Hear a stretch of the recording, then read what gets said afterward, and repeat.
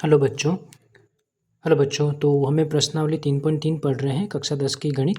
निम्न समीकरण युग्म को विलोपन विधि तथा प्रतिस्थापन विधि से हल कीजिए है। कौन सी विधि अधिक उपयुक्त है? ठीक है, विलोपन विधि और प्रतिस्थापन विधि से। तो हम प्रश्न नंबर 2 कर रहे हैं अभी। जो पहली समीकरण दे रखी है 3x + 4y = 10 और दूसरी समीकरण है 2x - 2y = 2। तो मैं यहाँ पे मैंने कर रखा है सोल्व। देखिए इसे सबसे पहले अपन इसको प्रतिस्थापन विधि से सोल्व करते हैं। ठीक है, इंग्लिश में उसे सब्सटीट्यूशन मेथड कहते हैं। 3x + 4y = 10 और 2x - 2y, ये दोनों मैंने समीकरण लिख दी। प्रतिस्थापन विधि में अपन क्या करते हैं, कोई भी एक समीकरण ले लेते हैं। सबसे पहले मैंने समीकरण 1 ले ली, तो मैंने लिखा समीकरण 1 से 3x + 4y = 10 है। तो इस 4y को मैं क्या करूँगा, बराबर के उस तरफ लेके चला जाऊँगा। ठीक है, बराबर के इस तरफ। तो बराबर के इधर 10 तो पहले से ही था, अभी प्लस का 4y उधर चला जाएगा तो क्या हो जाएगा, माइनस का 4y हो जाएगा। ठीक है, 3x बराबर क्या, अभी 3 इस x के साथ में क्या हो रहा है, गुणा हो रहा है ना।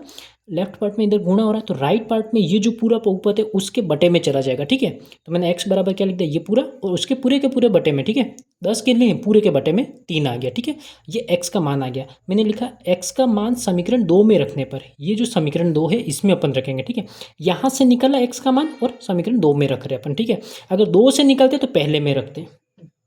ठीक है, 2 फिर x की जगह पे मैंने ये पूरा का पूरा रख दिया, 10 - 4y / 3 रख दिया, माइनस 2y = 2 कर दिया। ठीक है, अब ये जो 2 होता है, ये 2 क्या होता है, कोष्टक के अंदर लिखा हुआ है, यानी अंदर जितने भी नंबर होते हैं सबसे गुणा होता है। ठीक है, बटे वाली संख्या से नहीं, ऊपर से ही।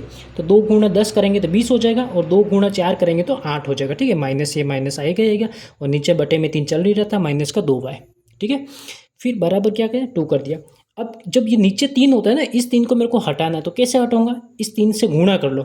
अगर मैं इसको इतने से बहुपद को, अगर ये जो पद है इसको मैं 3 से गुणा करूँगा, इस पद को भी करना पड़ेगा, इस पद को भी करना पड़ेगा। ठीक है, किससे, 3 से गुणा। तो इसको मैं 3 से गुणा करूँगा, ये 3 और वो 3 कट जाएगा, तो सिर्फ ये नंबर बच जाएगा, 20 - 8y बच गया। माइनस इसको करूँगा तो क्या हो जाएगा, 2 × 3 किया तो 6y हो गया, बराबर इसको भी 3 से किया तो कितना हो गया, 6 हो गया। ठीक है, अब ये पे माइनस का 8 और माइनस का 6 क्या हो जाएगा, माइनस का 14 हो गया, और पीछे y चल ही रहता, बराबर इसका 6 और ये 20 था ही। अब मैं क्या करता, इस 20 को मैं उस तरफ लेके चला जाता, 6 यहाँ का यहीं पे तो पड़ा था, 20 को मैं उधर लेके गया तो क्या हो गया, माइनस का 20 हो गया। ठीक है, और यहाँ पे माइनस का 14y था ही, तो 6 - 20 करूँगा तो कितना जाएगा, माइनस का 14 आएगा, और ये पहले से माइनस का 14y था, तो ये माइनस और माइनस कट गया। ठीक है, ये माइनस और माइनस यहाँ से देखिए। ठीक है, ये माइनस और माइनस क्या हो गया, कट गया।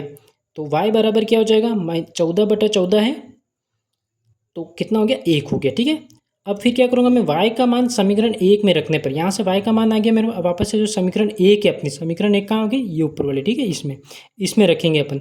तो देखिए 3x की जगह 3x रखा, प्लस 4 y की जगह 1 रख दिया, बराबर 10। तो 4 × 1 करूँगा तो 4 होगा, और उधर चला जाएगा तो क्या हो जाएगा, माइनस का 4 हो जाएगा। तो 10 - 4 करोगे तो आपको क्या मिल जाएगा, 6 मिल गया। ठीक है, तो 3x बराबर क्या आ गया, 6।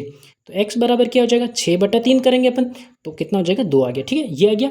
अब अपन क्या करते हैं, विलोपन विधि से देखते हैं। अब इसी सवाल को अपन विलोपन विधि से, तो विलोपन विधि में अपन क्या करेंगे, किसी भी एक चर को हटाना होता है, चाहे x को हटाओ चाहे y को हटाओ, किसी भी एक चर को हटाना होता है, और वहाँ अपने को थोड़ा सा ध्यान दे के पता करना पड़ेगा कौन से चर को हटाएंगे तो आसान रहेगा। बाकी कर दोनों तरीके, दो किसी भी चर को हटा सकते हो।